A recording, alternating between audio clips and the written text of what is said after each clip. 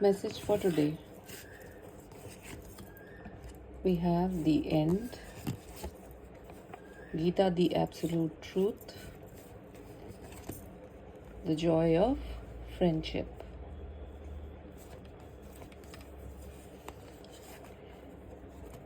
The end यानी कि खत्म, ओवर।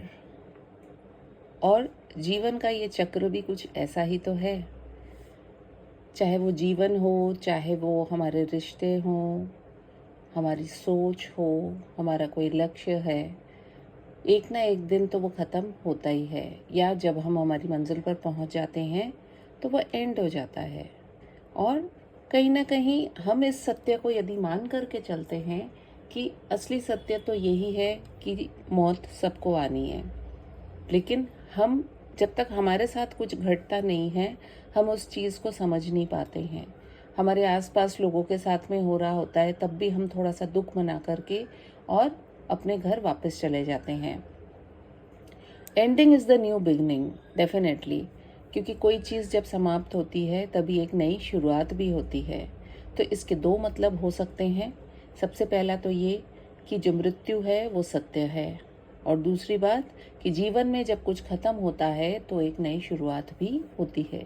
यदि आप अभी इस समय किसी ऐसी स्थिति परिस्थिति से गुजर रहे हैं जहां आपको लग रहा है कि मेरे जीवन में सब कुछ खत्म हो गया है, तो उसके लिए भी तैयार रहिए और अपनी नई शुरुआत को करने के लिए भी पॉजिटिव सोच रखिए।